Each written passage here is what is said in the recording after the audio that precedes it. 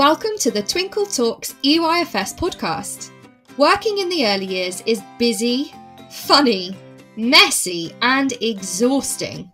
Join me, Shána, and the rest of the Twinkl EYFS team as we talk honestly about our experiences as practitioners, teachers and professional nappy changers. Whether you're listening to increase your CPD hours or catching up on our antics whilst driving home from work, Twinkl EYFS will share everything you need to know about all things early years.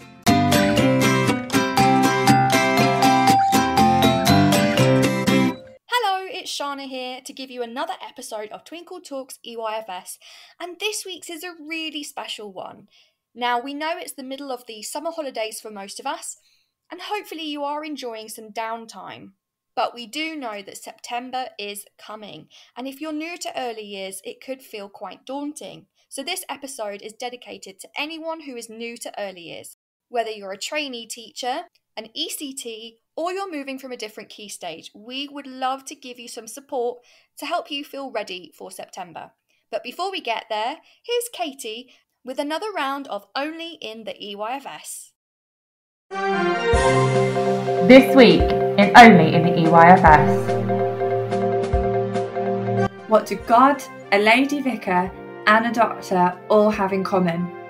No, I'm not about to tell you the beginning of a joke, but according to a local child, it's the fact that none of them wear stethoscopes around their necks.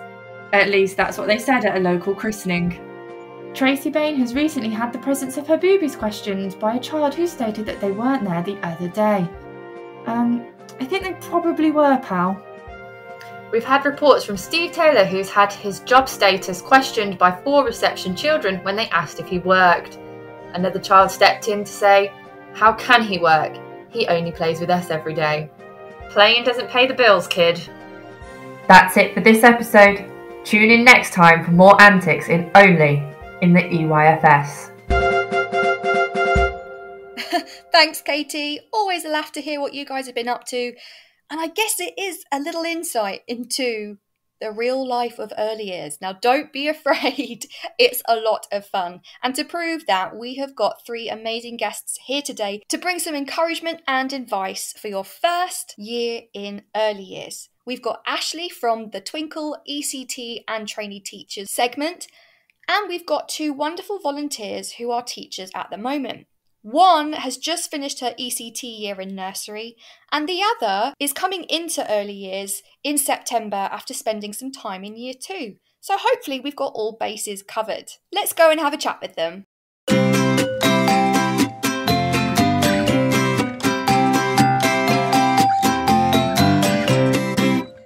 Hello everyone, so good to have you here today. We have got 3 really amazing practitioners here to come and help us and help you guys get ready for September. Whether you are new to early years and new to teaching as a whole, maybe you're an ECT, maybe you are a student teacher, or you are from a different key stage and you're thinking, oh my goodness, they are so small. Don't worry, we've got you. We've got some really lovely guests here today to come and help us out. We've got Kaylee, Michaela and Ashleigh. So I'm going to let them introduce themselves. Hello, my name is Ashleigh. You might have seen me on the trainee and ECT team at Twinkl, and I'm just on this podcast to help any of you who are new to teaching feel comfortable about moving into early years or just as a teacher in general.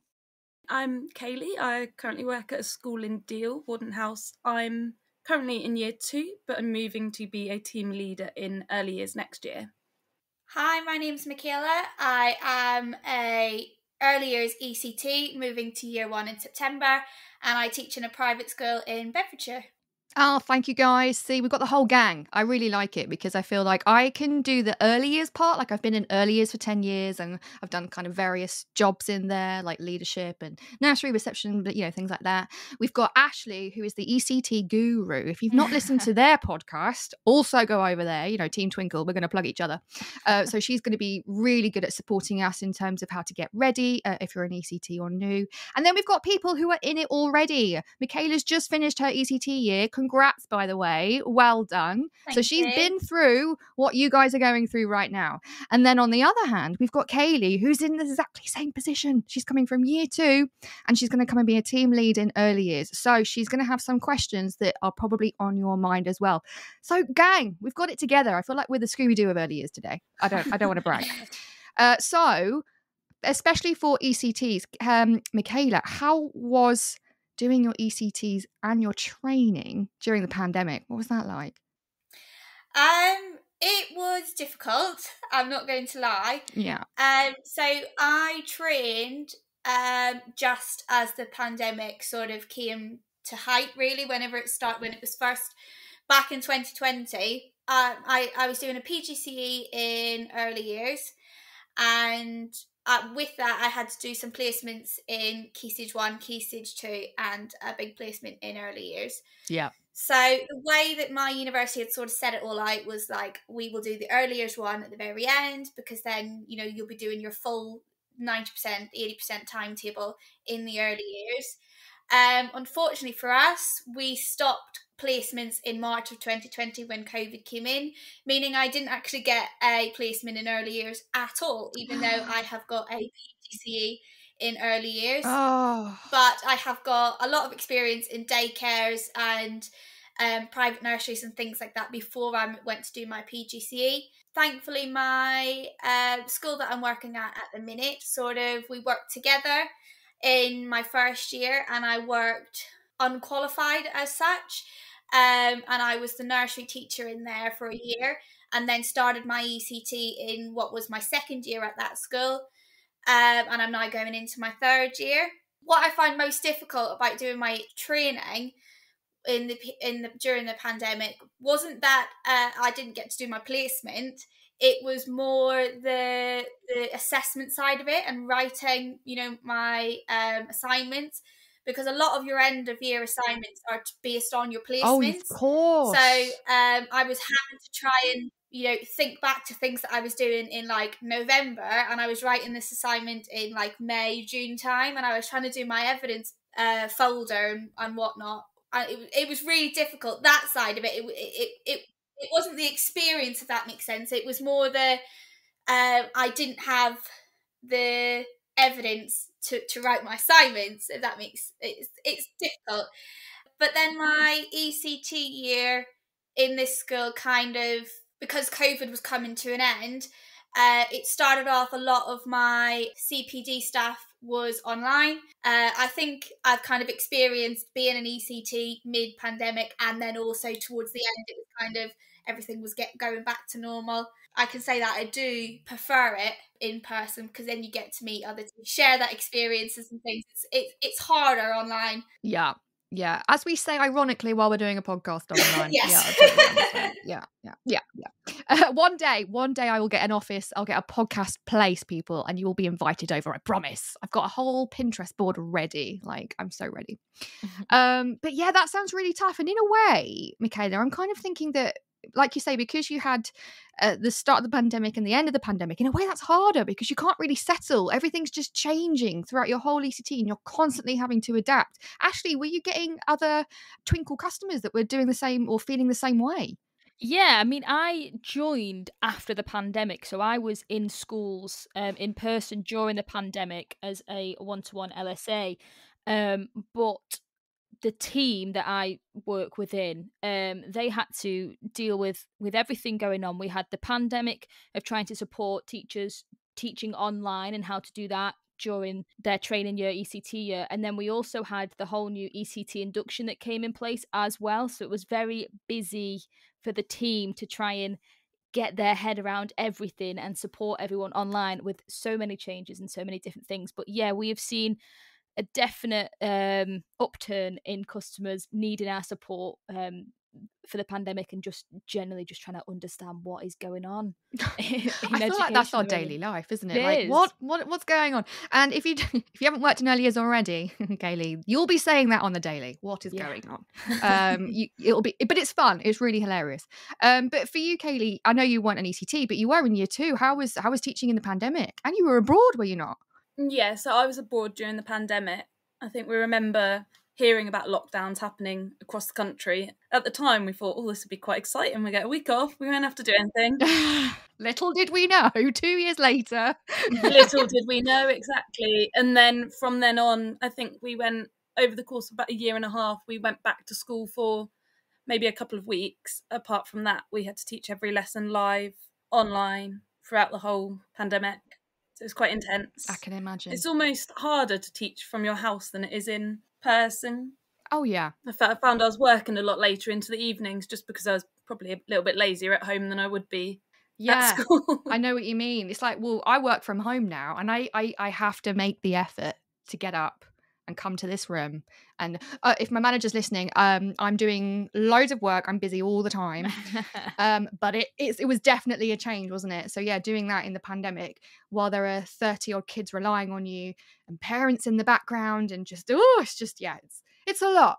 So it's been a fun couple of years, guys. But don't worry, I feel like this September is going to be really different. It's going to be really different and a lot more positive, I think. I feel like even though it was hard over the pandemic, we've all learned a lot, and I feel like we can all, really support each other in September. So a bit of an interesting one, actually, because we've got, Kaylee, you've been a teacher for a couple of years, so you were an NQT, which is what I did, and I believe, Ashley, you probably did that as well. I was an NQT as well. There you go. And then, so we've got Michaela, who's an ECT. So I want to know, what's the difference between an NQT experience and an ECT experience? We only did it in the 1 year. Michaela, you get 2. Did it feel better? At the start, I was all for having the 2 years, and I thought, oh, fantastic, what's an extra year with some support? I get some more time out of class. Like, I thought it was great. Now I've finished my first year, I'm like, oh, for goodness sake, I've got another year to do. I just want it over and done with. Yeah. But I think if I look at it positively, I do get another year of support, and I get another year of all the access to the CPDs. Yeah. I'm just the kind of person who just likes to get things I don't like.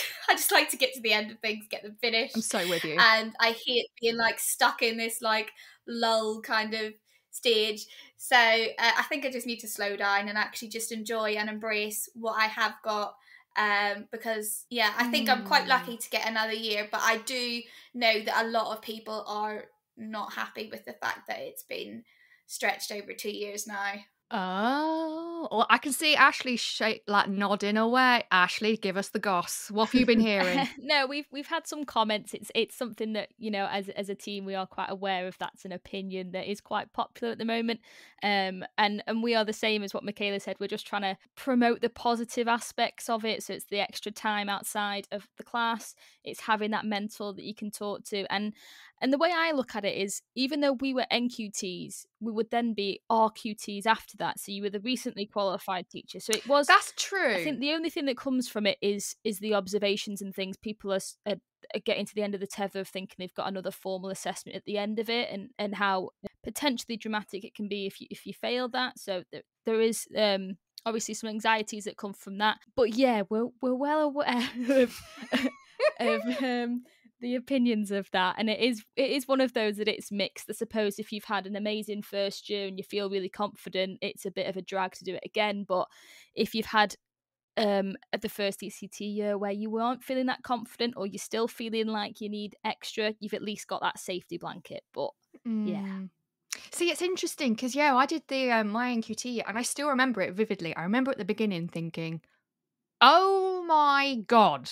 No, I am not. How on earth am I going to be what? Especially at term 3, it was only term 3 you get 80-90%. And that was only really, summer 2. And let's be honest, summer 2, things start to wind down, So I was like, I'm not a proper teacher. And I got massive imposter syndrome, right at the beginning. And those initial observations, I was absolutely bricking it. Oh my gosh, I'm sweating. I'm, all of this stuff. But then when I got to the end, I was like, thank God it's over. Oh my goodness. I was ready. By that time, I was like, okay, I've been through enough. I had giant folders of evidence that have now just gathered dust, because when are they ever going to be used again? Let's be honest, people. But it was such a fast, that's what teaching is, isn't it? It's such a fast paced career that you're going to learn so much in such a quick space of time. So I did enjoy it. It was intense, but I'd already just done 3 years at university studying linguistics and doing, you know, like child language development, bilingualism, a theory of language, all of that stuff. So I was like, okay, I've had my fill. Like I'm ready to go out now. But Kaylee, what was it like for you? It was quite intense over the year, the observations. I think it's almost what you might do in an ECT across 2 years. It's almost compacted into that 1 year, but I don't know if that's how it aligns or not. I was really lucky in my NQT year. I was at a school that was almost the base school that had started an academy. So all our MPQ training was in-house. And I was a year 3 teacher, and I got to work alongside someone else who was in my PGCE group. We were both year 3 teachers together, and obviously very enthusiastic, which was really nice. Oh, that's really nice. There you go. So I guess it's one of those we'll never know, because you can't do both. Hopefully we'll get some feedback from this one as well. If you're listening this year, if you've just finished your year, tell us what it was like. And also in September, we want to hear about your stories and how you're getting on.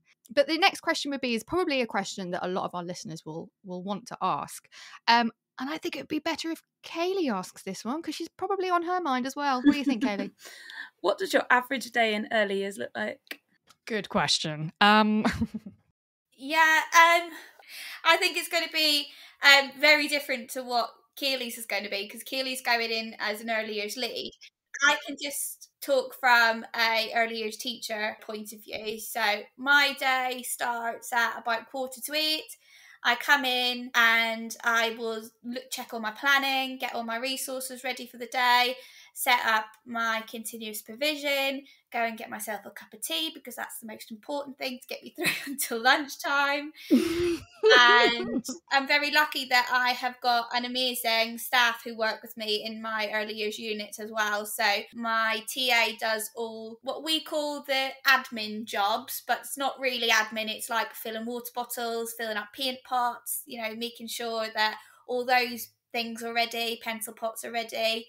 And then my day starts, the children come in at 9. We do a morning circle time, which usually is focused around either communication and language or understanding the world. Then they have their key experience time, which is essentially their play, where they'll go out into the classroom, they'll access all the activities that we've put out that link to the session that we've just had on the carpet. Then they have a break. My children go outside and have break with the rest of the school, which I know isn't, you know, the done thing in a lot of schools, but I'm quite lucky that my children go out and they get to interact with some older children. Also gives me 10 minutes to kind of, you know, have another cup of tea and, you know, get things ready for my next session, which is usually phonics. So we do a phonics session every day after break, and we use Twinkl phonics. Just going to do another little name drop there for you. Yes. Then they have lunch, and then we do a maths input at the end of the day, and then they have a story and they go home. But after every input, they will access the environment and the activities that we've set up. So a lot of my lunch time is spent, you know, my break time is spent getting the environment ready for whatever the next session's going to be. I think you've hit on a lot of really key points there. So like continuous provision is probably a phrase that is like, I'm sorry, what on earth is that? Continuous provision is basically where your environment is adapted and it is set up so that the children can access particular resources, particular skills, particular activities that they have built upon with you, with the adult, and then they continue to do it. That's why it's called continued provision, but they do it on an independent basis. So I know, Kaylee, you've had a little bit of touch on that already, even though you're not even in early years yet. You've had experience. You want to tell us a little bit about how it's going? Yeah, so my school set up continuous provision. They've been running it in reception for quite a long time, and then year 1 it's in its second year. Year 2 we did the first year of it last year. Oh, that's fabulous. Very exciting. I went into the class I'm in as maternity cover originally about December time, so I was going into the setting when they'd already had it sort of set up and were in the midst of running it. And I remember the first day I walked in and I was like, this is so loud, this is chaotic, it's madness. And now you can almost see exactly what they're doing and what they're learning just by watching them and asking and questioning what they're doing. So we've got almost like a creative area, a small world area, writing and maths areas, and an outdoor space for them. For us, where we're year 2, we do set we call them rainbow challenges. So we set challenges linked to previous learning or to help with retrieval practice throughout the week, and then they try to complete them throughout the week whilst also accessing the continuous provision areas as well. Yeah. Have you noticed a difference? I think this is an interesting perspective, because now you've seen continuous provision with and without. Have you seen a difference in the children's learning with continuous provision? I think it's really hard to say, only because of those COVID years where it's very obvious that they have missed quite a few years of learning, and you can tell almost through their phonics and basic number skills there's a lack in some areas for some children. So I think it'd be easier to tell after doing another year of it. With our current year ones, they're quite strong. Yeah. But I think the year twos we've got, where they've missed so much learning, it's hard to pinpoint whether continuous provision has helped or if they would have been fine without continuous provision. But I think they have really benefited from the sort of social skills and team building element that continuous provision allows for. Yeah. I think where they've missed so much, that side of it has really benefited. That's good. And for the rest, I'll put a date in the diary for next year. Yeah, you can let me know. Yeah. Yes. But I think that's probably one of the scariest things, I think, especially, perhaps if you're a year 6 teacher and then you have to come down into a classroom and it's just busy, like there is things everywhere, but it's not as scary as it looks. Like Kaylee and Michaela said, you have areas, creative area, role play area, things like that. It's just learning areas where, in probably key stage 2 classrooms, it's just like display boards, and you have display boards of the things that you're learning. It's just, in early years they're actually areas and you get to fill them with things and activities. So yeah, that's probably a good one to clear up, which is great. In terms of getting ready for the day, that's probably the tricky one, and trying to sort out a timetable and things like that, especially when there's a new curriculum.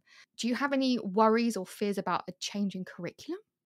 I think for me, this is my first year in early years, it's quite nice that the curriculum I'm going to be using is the current one. I've not had to adapt to a new curriculum midway through my teaching. Yeah. So for me, sort of looking into early years and beginning to get my head around teaching it, I am just looking at the new curriculum. I'm not trying to compare to or get used to a new one when I'm already used to an old one. I did, before I started the maternity cover, I had a little bit of an experience in a nursery. Oh. So seeing that side of it as well was quite nice. Yeah. To be able to adapt and use those skills within sort of the early years setting as well. Good. Yeah, I was going to say there's a 2021 reform of the early years framework, and it's quite handy, like you say, because there's been a year of it already, like fully established. I know a couple of schools were doing it, trialing a couple of years before, but it would always be useful if you are worried about, oh my goodness, what on earth is this curriculum? Go and speak to people who have just done the new reform, who've just done 2021, because they'll be able to tell you what it's like, with the new curriculum and things like that. There's not a lot of differences in some areas. Obviously, there are some in lots, but I really like the way the early years curriculum is set out compared, if I'm most honest, so the national curriculum. I feel like it's more child friendly in terms of the language and things like that, which is really nice, and they've really thought about it in terms of the adaptations. But Ashleigh, for you, I'm wondering, do you have any maybe tips or things that you've come across that will help new staff to early years think about a day in the life of, or getting ready or setting up those days? Yeah, I think the main thing that we always tell our either trainees, if you just start your training year and you're going into your first placements, or if you are an ECT, it's just to try and ask as many questions as you can and try and just get as much understanding, and asking the people who have lived it day in, day out for however long they've been there. I think especially with things like the new curriculum and things, some government guidance can be really quite tricky to read and understand. Whereas if you're just asking someone the direct question, they're going to say it in such like layman's terms. They're going to say it's going to be easy for you to understand. And I think that's what we've been getting from a lot of trainees and things that reach out to us. It's trying to understand the guidance and trying to understand the guidelines of what they should be doing. And we obviously live and breathe it and have to understand it. So we're just putting it out to them in really simple terms and like, oh yeah, I get it now. I understand it. Why has it got to be so complicated? So yeah, definitely ask questions and then just try and throw yourself into it. Obviously, as an ECT, you will have to, because it's your class. But as a trainee, you can be quite nervous and not really want to step on toes. And it's just trying to push yourself, trying to get out of that comfort zone and just give it a go. And you'll learn on the job and you'll get there. And like you've said before, you learn so much so quickly that if you try and think of everything that you need to do, you're just going to overwhelm yourself. Like you just will. So it's giving yourself the grace of going, okay, I'm not going to be perfect straight away. I'm going to ask the people questions who I need to. I'm going to take it all in. I remember when I did a little bit of time in nursery, like Kaylee said, and it is wild. Like I walked in and I was like, I don't know what I'm doing. And then suddenly I was there within a week doing tough trays and making Play-Doh and understanding all this stuff. And it does make sense. So it's just giving yourself that breath. That first week is not going to be perfect. That first month might not be perfect, but you will get there if you give yourself some patience. I love that. That's so lovely. And you're so right. I think one of the really good things about early years as well is that you do have that freedom, which I don't think the national curriculum has a lot of room for. You can experiment and go for things and change, and because the idea is to be led by the children, you do have that freedom to be like, hang on, I'm going to take a step back. What are they doing? What are they interested in? Where is this going for them? And you follow that, which is actually really lovely. It's a bit strange at first. You're probably like, I should be at the front doing something. They should be writing in books. And it's like, no, don't. Welcome to our world. Come and play, because there's so much learning done through play. I've got another episode on that, by the way, guys. Episode 4. Go check it out. Like, it's so important. You know, if people on the outside world might think, oh, you just play all day. No. There's so much going on, but you're just closer to them. You're interacting with them. You're part of their world, and it's marvelous. So that's a really nice thing as well, isn't it? Like, you've got that freedom. Relax. Every year is different as well. Every cohort is different, especially at that such young age. You're going to make mistakes. 10 years in, I still make mistakes, and you keep going. It's all right. That's the beauty of early years. It's like a blessing and a curse at the same time. But here's a really interesting question that I'm pretty sure a lot of ECTs and new staff as well, it doesn't really matter what key stage you're going into. What is the workload like? So, Michaela, let us know. Not to sugarcoat it, at the very, very beginning, it was really difficult to try and find a good work-life balance. I find it really hard to get my head around a lot of the paperwork and performers that you've got to use. But, you know, reaching out to your mentor and your tutor and things like that to actually sit down and go through in a meeting, go through those key documents to make sure you know exactly what it is that you're supposed to be writing, you know, that really helped me. And I find that as the year progressed and I got, you know, into a bit of a rhythm, I knew what it was that I was supposed to put in each box. You know, by the end of spring 1 even, I would say I had a good work-life balance, but from September to Christmas, it was hell.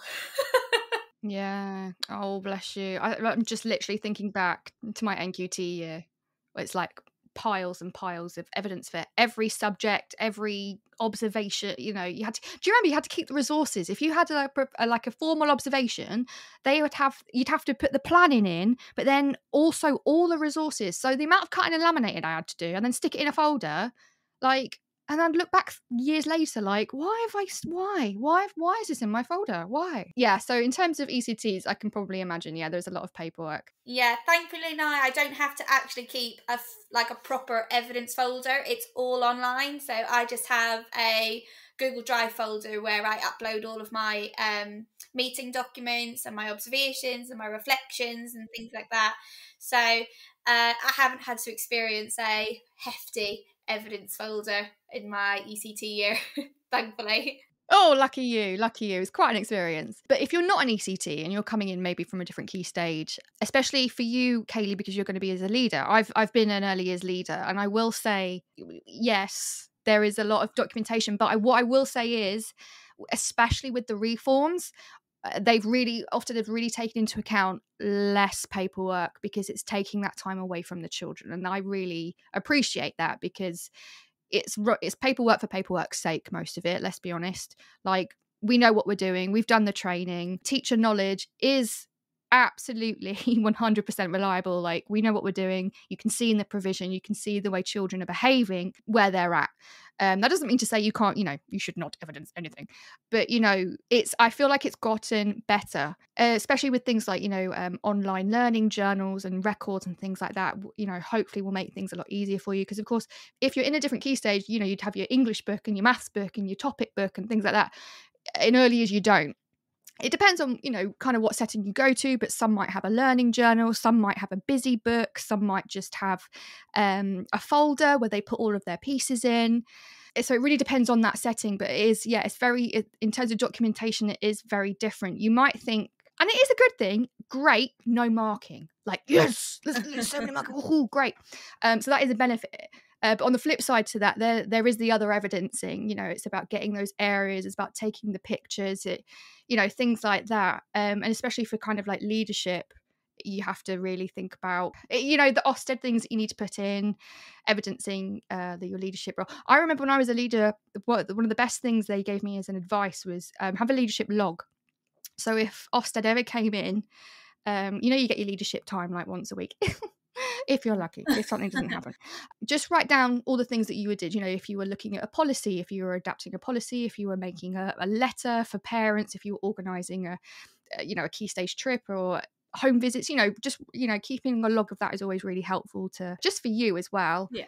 It's not that bad anymore, I would say, hopefully, to give our listeners a little bit of a rest. They are starting to come off of workload and recognizing that early years is a full-on job. Like, there is no time in the day to sit down. Like, you don't get a 10 minutes to do it. Like, some settings like Michaela's might be lucky to have a break where the kids go out for 10 minutes. A lot of settings do not have that. You are with the children from the minute they step in the door to the minute they leave, like even lunch breaks. So they recognize there is no time in the day to do that. And we're only paid 9 till 3, some of us, so they're starting to realise that more work needs to be done. But documents, it's starting to get better.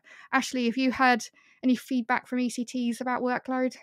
Yeah, I mean, it's one of those things that now I think it's just an accepted part of the job. I think people sort of coming into the career now know that it's hard, and I think there are those stereotypes of, we play with the children all day, and then you get golden time every single day for about 3 hours or something, and it's just not the case, and it is difficult. Oh, I'm laughing, but I'm really I'm really angry. Yeah, but it's a really difficult one, because we try and give as much advice as we can, but it's for the individuals to sort of find out how best they work. So we've had a lot of questions coming to us, like, how do I manage my time? How do I do time management? And we've got a couple of lives. We do Facebook Lives, and we've got a couple of those on those specific things. But it is generally just trying to work out what works for you. You can be a highly organised individual and you do things and everything's got a place in your classroom and everything is perfect and you know where everything is. I was not that person. I was the person with the stack of paperwork on the desk that I kind of understood where it was. But yeah, I was awful. My TA spent most of her day doing hide and seek with me where I put the sheet, and but that was just how I am as a person. But it was kind of organised chaos, sort of. So it's really hard to just come up with like one piece of advice for people, but it comes down to just working out what works for you. If it's an everyday type thing, if it's you do things on a Wednesday, or this is what you want to do your PPA doing, and all those things. It can be highly daunting when you're coming into it, but you will get yourself in a rhythm and you will find it. And then, if you are trying different things and you are finding that you're working till goodness knows when at night, then it might be a case of, as much as I don't want to say it, you can almost be too perfect in teaching. I think you can always strive to finish that to-do list that will never get done. They just, your to-do list, you'll never tick everything off. And I think if you're going in there thinking I've got to get these 10 things done by the end of the day, and you don't, and you stay until school until you do, you've got to find that balance yourself. You've got to prioritize, and you've got to see what works for you and where you cut off, whether that's a certain time, whether that's a certain amount of tasks.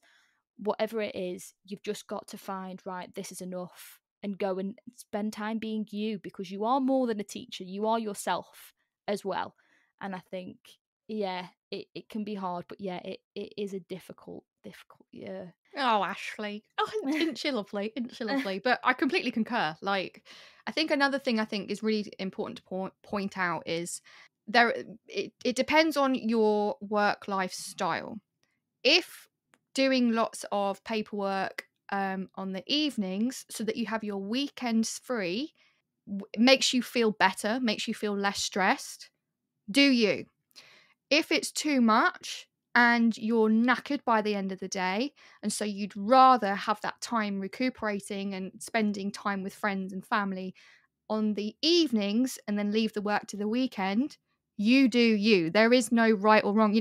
I think I remember teaching or, training, there was a little bit like, oh, you're working on the weekends. And of course, we don't want you to, but if that is a way where you still have your work-life balance, like there's no wrong or right way to do it. It's however it makes you feel.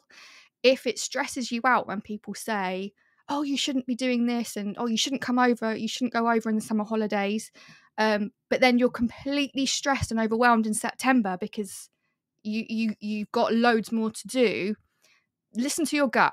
Like Ashleigh said, listen to your gut, listen to what feels right, but also, give that time for you as well. And I think another thing about early years is because the day is so unpredictable, you might have a plan. You might get in on Monday morning and be like, right, okay, I'm going to do 5 observations today. Then I'm going to do some highlighting, after work for about half an hour. Then the mightiest of Poonamis happens.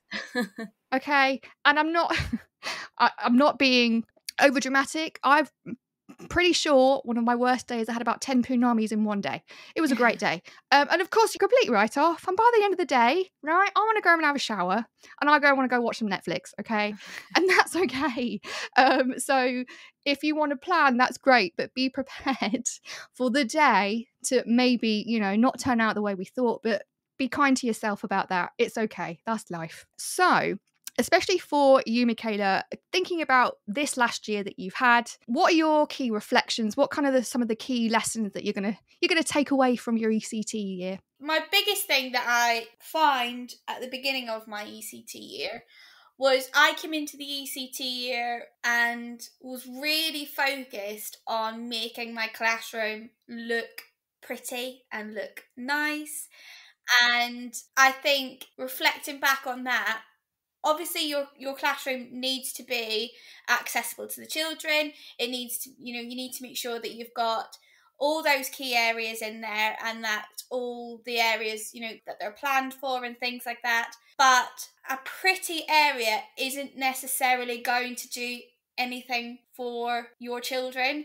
I find sometimes that I can set up the most fantastic tough tray in like September, October time when I first started, and it was beautiful. But in about 30 seconds, it was ruined, and then they were not bothered with it. They went off to play somewhere else. Yeah. So that time that I was spending an hour putting together this tough tray, I could have used in a more productive and effective manner, maybe building relationships with the staff that I'm working with, or, doing a little bit more research on pedagogy or whatever. Just making sure when you're doing things, ask yourself, what are the children getting out of this? Am I just doing this for the sake of me, so that I can say I've done this fantastic tough tray and it looks great? Or, what are they learning when they're accessing this activity? The second thing is, don't reinvent the wheel. If you have things at hand and you have got fantastic resources there for you, use them. We are accessing Twinkl Phonics, and we're doing that from nursery all the way through the school, and we find it a huge time saver.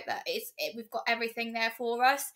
I access all of my last year's plans and the teachers before me. Each setting's different. We've got a Google Drive where we upload all our planning to, and it's as simple as typing in the name of the book and all the plans will come up from previous educators and people who've worked in the setting. So I always go to there first before I, sit and work things out myself, and that has been a real time saver. I think it's being savvy with your time. And don't reinvent the wheel. Make sure what you're doing is effective and it's not just wasting your time. Here. Lovely. Well done. Kaylee, what are you looking forward to, You know, we've talked a lot about preparing and things like that, but what are you looking forward to in starting in your new role in early years in September? It's like just getting in there. I think from what Michaela was saying, you just reminded me, for our stay and play sessions, we'd set up loads of lovely activities for them. They were coming in with their parents. We'd set up a tough tray with like sea creatures and shaving foam and another water area. And I'd seen on Instagram someone had a solar powered water fountain. It's only small. Oh, wow. But you can get it for your water area. And I was like, that looks amazing. They're going to love it. Within 10 minutes, they'd put all the shaving foam in the water tray. Yeah. The water fountain didn't work. And someone had tipped it all over the floor, and it was suddenly, there'd been a massive volcano, and they were saying, the lava! But we can't go near it. I think it's just those types of experiences I know from like our stay and plays and our induction session with the children, that they just come out with some things. I know I'm going to probably have a lot of stress, have a lot of hard times this year, but I'm looking forward to sort of just getting used to a new year group, experiences and new challenges. And definitely having some good one-liners at the end of the year we've had a few already from some of the children. Oh, well, it's going to be like that for everyone, but that's really nice to hear that you're still positive about it. And yeah, you know what, early years is a challenging job, but my goodness, is it rewarding. And you're going to see the children grow, progress, change, and they are hilarious. All right, they speak their mind, they let it out, and it just every day is so fun and so exciting. And I'm really excited for you, Kaylee. You're going to have such a lovely time, and to be a lead as well, that's really exciting. Ashleigh, do you have any kind of lasting things that you want our listeners to take away from this episode? Yeah, I mean, I think the one thing that I always try and drum into anyone that asks for advice or how to prepare is, for me, always having the question, what next, in your head for whatever you're doing. If you are a trainee teacher and you are reflecting on your lessons, or you've been observed and you've had feedback, it's a case of thinking, right, what next? What can you do to improve? What worked? What didn't? What would you like to improve? And it's the same as sort of what Michaela and Kaylee were saying about you can make things so beautiful and you can spend hours on resources. I mean, Twinkl have got beautiful resources that you have access to. Another plug. But if you're making resources yourself, which some schools do sort of ask you to do, it's a case of you can spend hours and hours and hours making it look beautiful, and it's a case of, is that actually helping the children, like Michaela said. But yeah, just always thinking what next, always having those reflections in your head, jumping into opportunities, doing an after school club if you've got time and space in your brain to do it. Just trying to take as many opportunities as you can, do some CPD if you can, and just try and always be learning, because no teacher, no matter how many years you've done the job, ever think that they are the complete teacher. And I think if you go in with that mindset as a trainee or an ECT, that you're constantly wanting to learn and improve from others, you're going to be amazing. Oh, I love that. And the thing is as well, like, 10 years down the line, we're all learning. There's nothing, you'll never stop learning, and that's a good thing, and that's an exciting thing. But that's definitely really nice. And I would say as well, the community, the early years community, the ECT and trainee community are amazing. So we've got Twinkl early years groups, ECT Facebook groups. We're both on Twitter, Instagram, Facebook. Come and ask us questions, because that's what we're here for. Come and reach out to the community. We're here. So what we usually do is we usually do the Would You Rather Teacher edition at the end, but I wanted to flip things around today and do the questions from our listeners, because this week they didn't send in questions. They actually sent in messages of support. So we're going to do a little bit of an emotional one to end, guys. All right. To say thank you to you guys for coming on and sharing your expertise and your experiences. And also to our wonderful listeners who are perhaps feeling anxious or worried or stressed or even excited about September. Here are some messages from our listeners.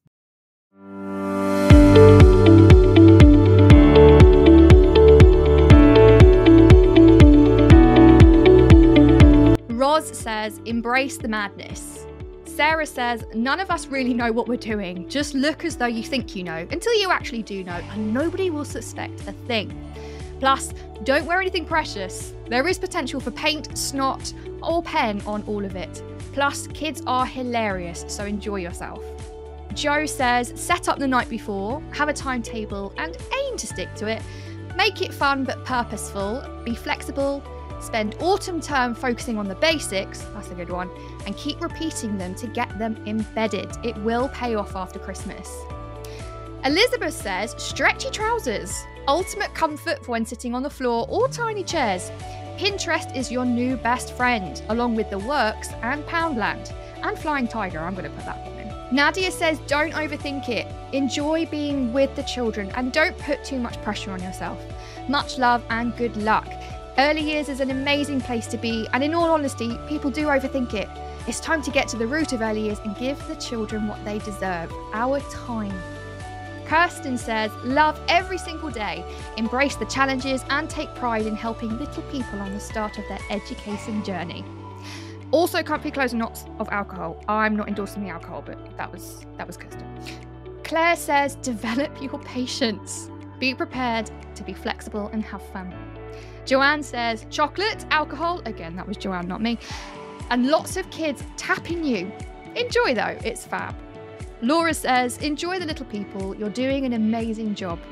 Be a swan. However frantically you are swimming, remember you can look graceful and look like you're in control whenever you feel like you're not. Also, we're all in it together, whatever, to celebrate, cry, or just be puzzled with. Abby gives some really good advice. Have an emergency teacher chocolate cupboard. I endorse that one. That's a good one. Lou says, expect the unexpected. Nothing is off limits. The things you never thought could possibly ever come out of your mouth do, pretty much every single day. It's tiring. Some days you can barely keep your eyes open, but every day is different and so much fun. Jennifer says, build relationships and a team with your little people first, and the rest will follow. You're halfway there already then.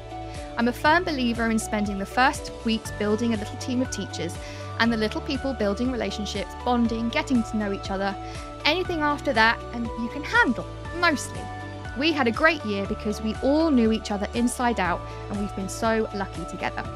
Lastly, Michelle says, expect the unexpected and go with the flow. Don't expect everything to go to plan.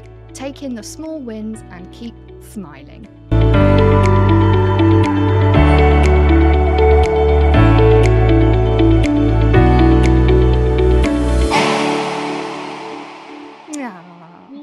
It's cute, right? What do you think, guys? Oh, lovely. Really cute. It's really nice. We've got such a lovely supportive team, as I said before. Our Facebook groups, our Instagram. Ashleigh's on ECT and training as well. There's so many people out here that are here to help you, whether you're an ECT, a trainee, new to the early years from a different key stage, or you've been in the job for 15 years. It doesn't matter. We're just here for you. So thank you guys so much for coming on and sharing your experiences with us. I know that our listeners are really going to benefit from listening to you. And for our listeners, when you're listening to this episode, if there's anything that comes up, just give us all a message. We're here for you. And I suppose the last thing to say is really have a lovely summer and good luck for September. Thank you. Thank you for having me.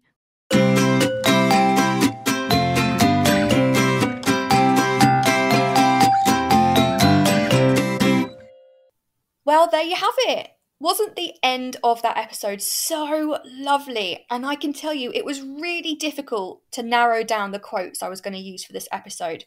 When we put an appeal out on our social media to ask for your guys' advice and help and support, you replied in droves. There were dozens, and it was so beautiful. So if your quote didn't make it to the episode, don't worry.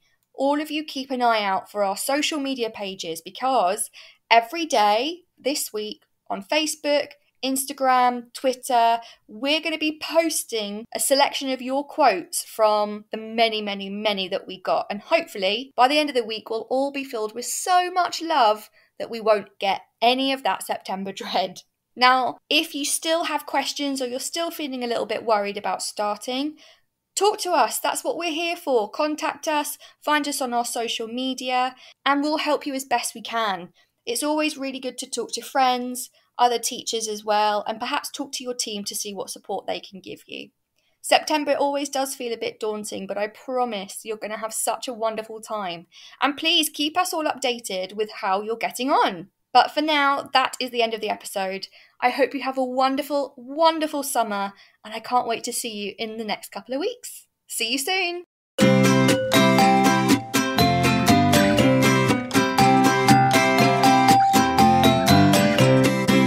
So that's it from today's episode. Thanks so much for listening, and I hope you really enjoyed it. If you would like to get involved or would like to know more, come and find us on our social media sites. We have a Facebook, Instagram, Twitter, Pinterest, and TikTok account. All of the details will be in the description. And whatever you're doing, I hope you have a great day today.